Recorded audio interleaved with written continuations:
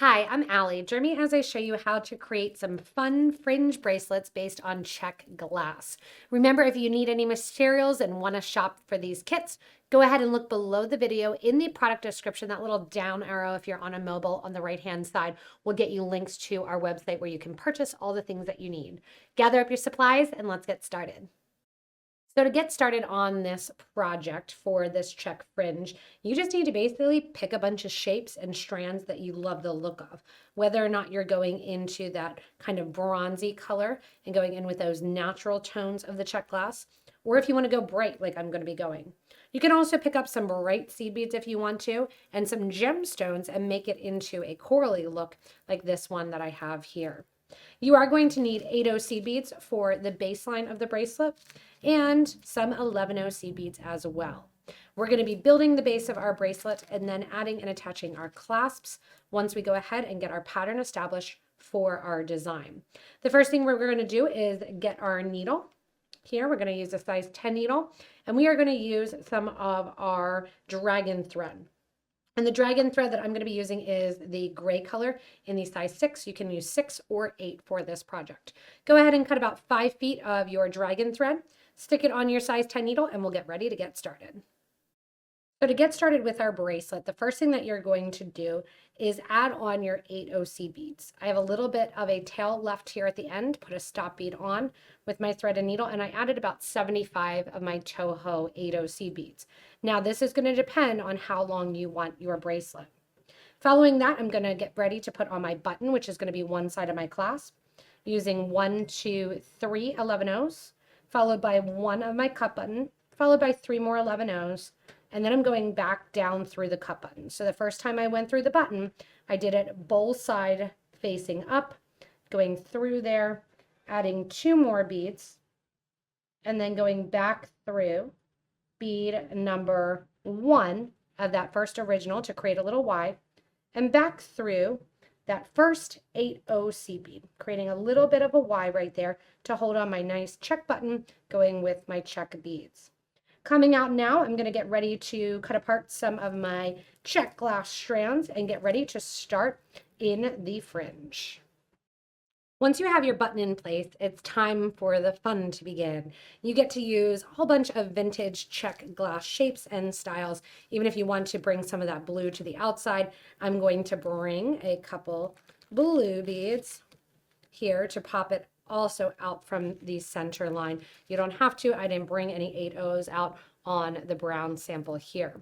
So what I'm going to do is I am going to start with a collection of seed beads going into then a bigger bead. We're going to create this fringe, and you can go very, very, very standard, creating 6 or 7 or 5 or 3 beads at a time. You can pick up random. What I would say is make yourself a list or an idea for how many seed beads you want each of the beads to stick out. So when you're looking at the smaller beads, you may want a couple more seed beads if you want them to stick out equally to your larger beads like this bicone or like our long diamond here. Noticing that I'm only using 1 bead in there to create that term. So I'm going to keep mine with my 11 O's going anywhere from about 5 to 7 beads long. To begin, I'm going to add 1, 2, 3, 4, and 5 beads. I'm not going to get too complicated yet. Just going to pick up my smallest of my round beads here. Bead goes on right after it. So I have 5 seed beads followed by 1 of the round beads. Once I have that, I'm going to go back into that line of seed beads, skipping over the 11 O and then sewing back into my round bead as well as my 11 O's leading up to it. Going through the 8 O seed bead then. As I pull, I'm going to make sure I don't see any extra thread whatsoever. Those beads are still sitting tight. If you have a little bit of extra thread showing, pull that stop bead or that 11 O kind of away from the project and then tighten it up. Coming out the next loop, I'm going to add another quantity of 5 beads, and then I'll go in and I'll pick up one of my diamonds. Same deal, add an 11 O,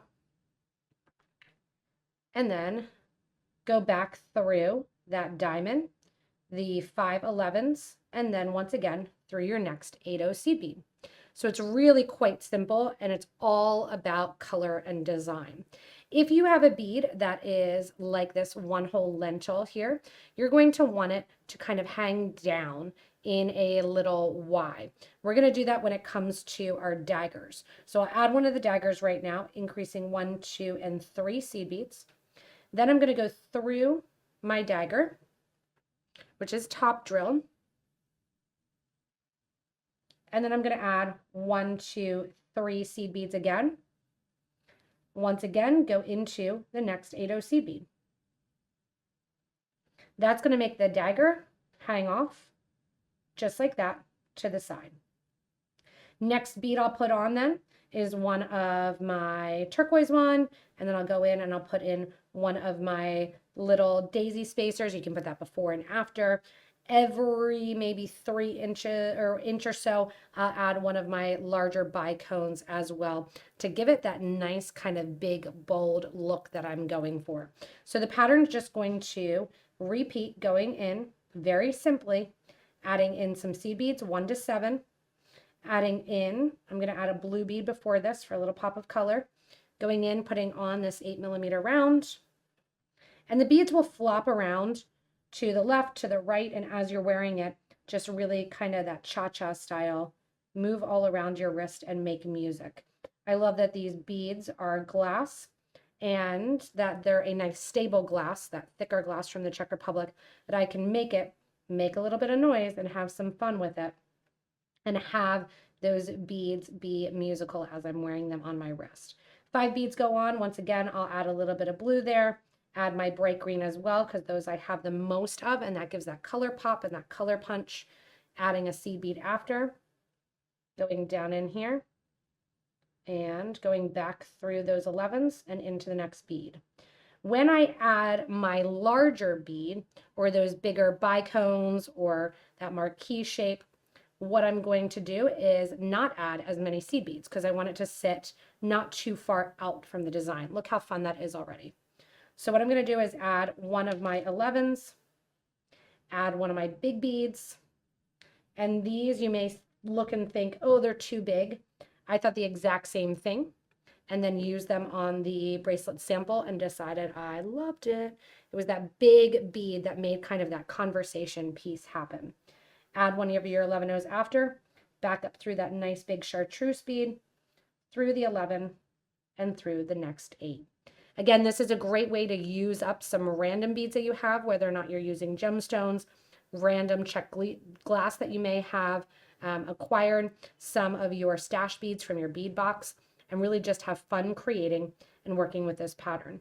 When it comes to that little leaf shape as well, what I'll do is I'll go in here, use that leaf, adding 4 beads in, adding another little bead on top, and then once again coming back down through that bead. You can also use it like we did the dagger, that if you want to, you can make it a little bit more substantial and loop around with that bead as well, using 3 or 4 beads before and 3 or 4 beads after. So I'm going to continue on having fun creating this mixed bohemian glass bracelet, adding in all the fringe. Once you have this wonderful caterpillar-like collection of beads on just through that simple fringe, we're going to go back to that starter thread, which we'll get to knot off to, and we are going to create our loop. So you can see that there's kind of no rhyme or reason. It's worn very much as a beautiful fluff cha-cha bracelet, whether or not you do it in this one or the brown colors.